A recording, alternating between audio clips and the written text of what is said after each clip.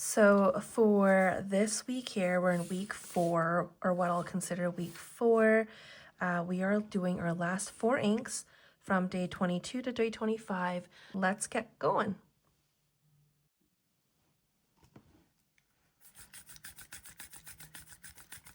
So one thing I learned with the inks is especially with the shimmer ones, I was shaking them, agitating them like this, which I found would create a lot of bubbles at the top of my bottle, so that when I dipped my pen in, I would just have all this like bubbly, kind of foamy, not really foamy, but bubbly mess. So if I agitate it this way, upside down, and just slowly roll it between my hands, I feel it sort of agitates it enough to get the shimmer or the sparkle mixed in, and then I can just kind of dip in and do my swatch. Oh, let me just make sure this is, oh yeah, this is day 22. So day 22 is Pineapple Spritz, which the color looks questionable in the bottle, and then when you lay it down, it is a beautiful yellow color with a beautiful shimmer, which I really liked. And I just need to write this down in here.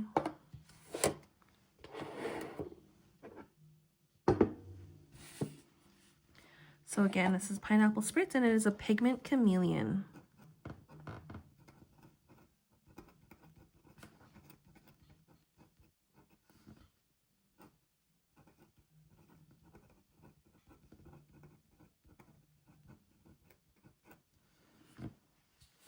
The first of the pigment chameleons that we've received in this calendar. The next ink here is day 23, which is Let It Snow, and this one was a chameleon ink.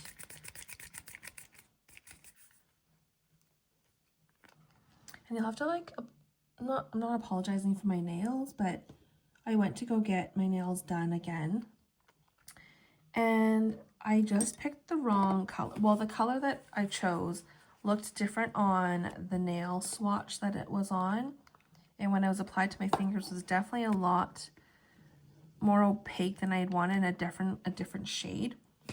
And so it's a lot more peachy. Like, I feel like that they're very summery versus holiday-esque, but it's fine. It's 3 weeks, 4 weeks maybe at best, before I swatch out to another new set. So we'll just let it go. So this one is Let It Snow, and this is a beautiful, I call it a turquoise color. Oh, there's actually no exclamation mark, but I'm gonna put one anyways. And it's a chameleon. But other content creators that I watched, they called it like a sky blue color. So I guess it sort of is a sky blue color, but it definitely looks more turquoise to me.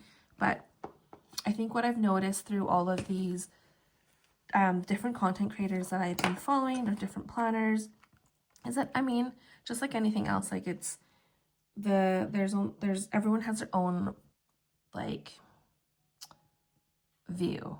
I totally lost my train of thought there, but everyone has their own way of explaining, describing what they're seeing. So nobody is right or wrong. I think we're all in the general theme of things. So, and then day 24, which was confusing for me, was Antler.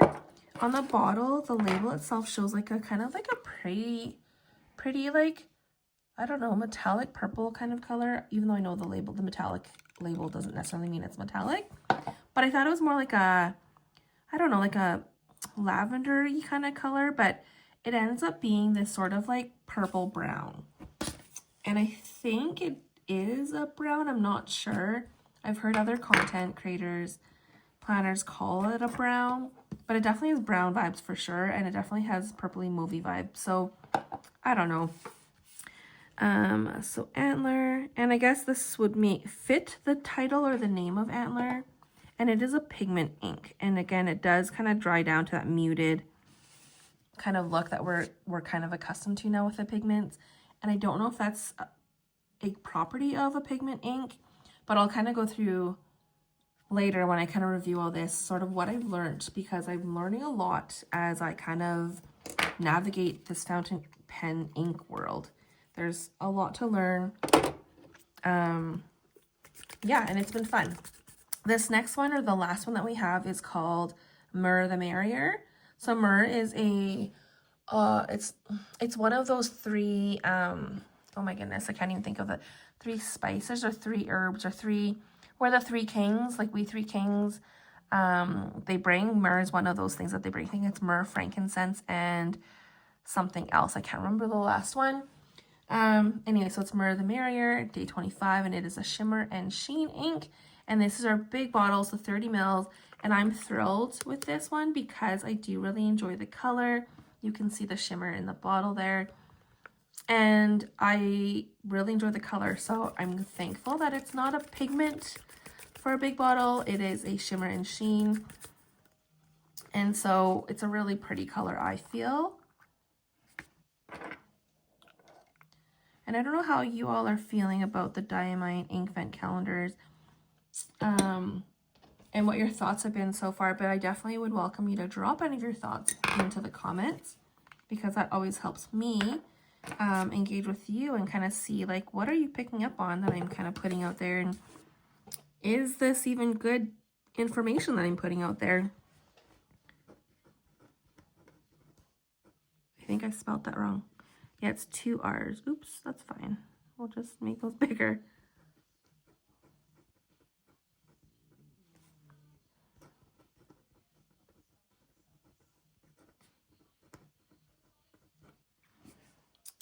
All right, so that's Myrrh the Merrier.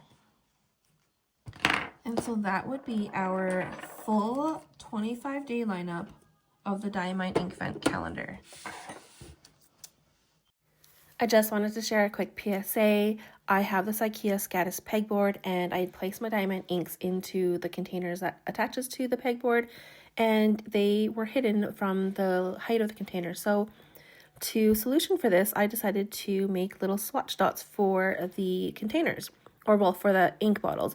And so thankfully I have this Stampin' Up! 1/2-inch punch that I've kept for all these years. And I just swatched them some label sticker paper, punched them out, and stuck them on. And now I have a visual of all the colors when I look at my IKEA Scattis container. You know, like it's I thought it was great. And the size of the punch itself was perfect because it fits perfectly in the center of the cap, where it doesn't kind of buckle if it was any bigger. So I'm overall pretty thrilled with being able to see them at a glance, and am so excited to use my Diamine Inkvent calendar inks going forward.